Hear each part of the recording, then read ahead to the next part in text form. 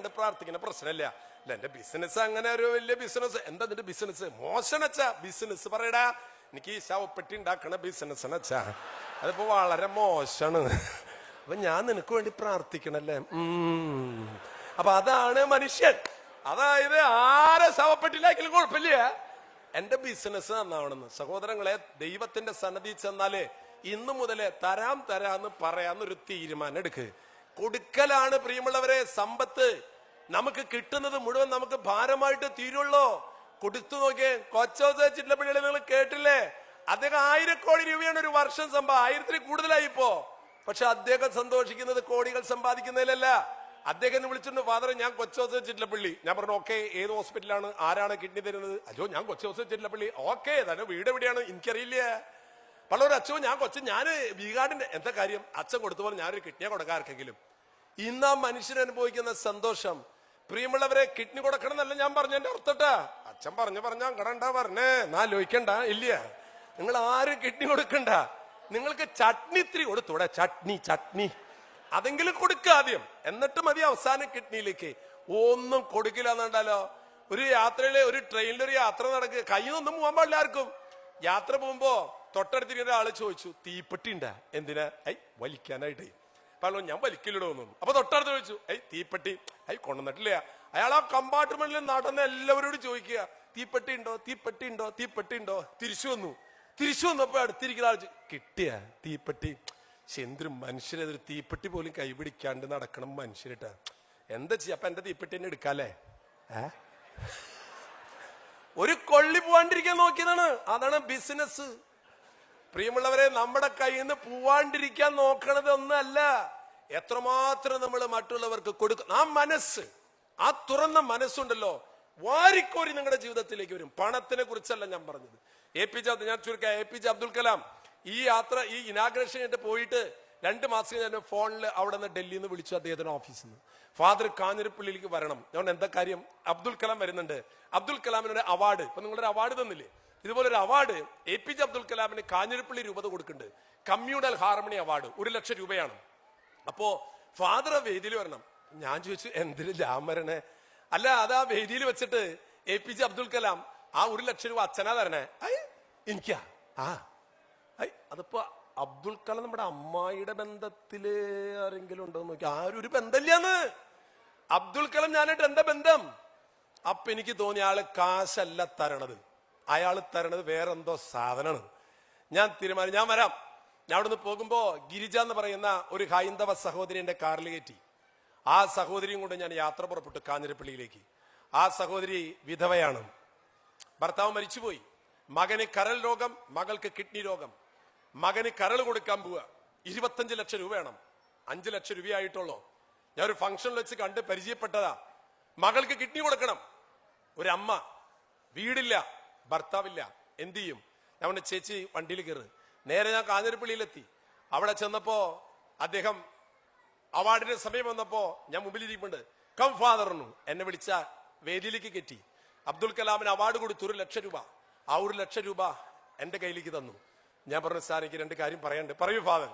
എന്റെ കൂടെ ഒരു ഗിരിജ എന്നൊരു വിധവ വന്നിട്ടുണ്ട്. ആ വിധവ 4 ദിവസം കഴിഞ്ഞ കരള് മുറിച്ചു കൊടുക്കുക. 14 മണിക്കൂറാണ് പ്രിയമുള്ളവരെ മലന്ന് കിടക്കുക. ഈ കൂമ്പിന്ന് അങ്ങോട്ട് കീറിയാൽ ഈ പള്ള വഴിക്ക് അങ്ങോട്ട് പോകും.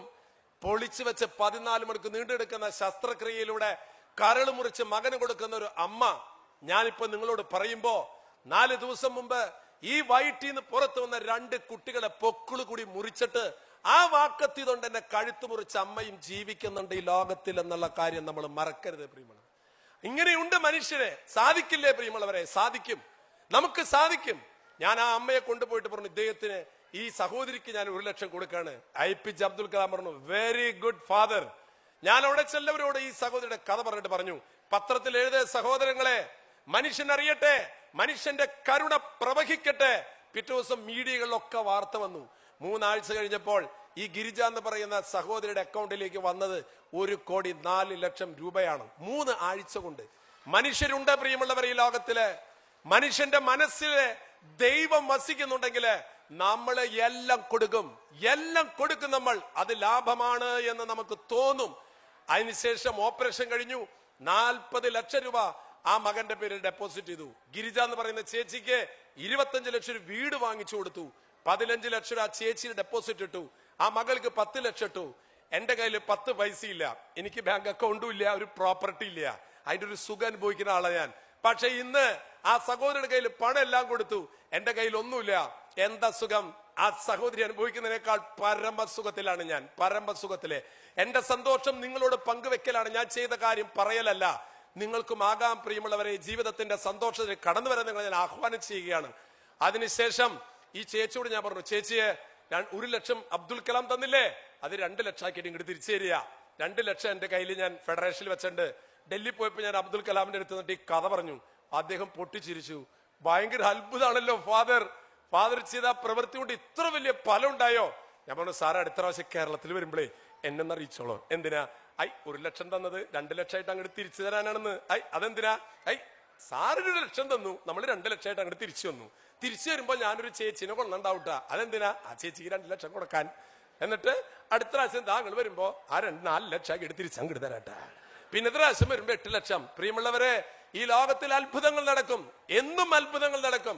നമ്മുടെ മനസ്സ് നന്മ നിറഞ്ഞതാണെങ്കിൽ.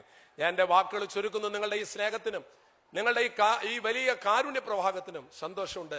ഇതൊരു ഹാർവെസ്റ്റ് ആകണം. നിങ്ങൾ കൊയ്ത് കയറ്റണം. നിങ്ങളുടെ മനസ്സുകളെ കഴുകി വൃത്തിയാക്കണം. മനുഷ്യരോട് കരുണ കാണിക്കാൻ എന്നെ നിങ്ങൾ ആദരിക്കുക എന്ന് പറഞ്ഞാൽ എന്നെയല്ല, ആ പ്രവൃത്തിയെയാണ് നിങ്ങൾ ആദരിച്ചതും സ്നേഹിച്ചതും.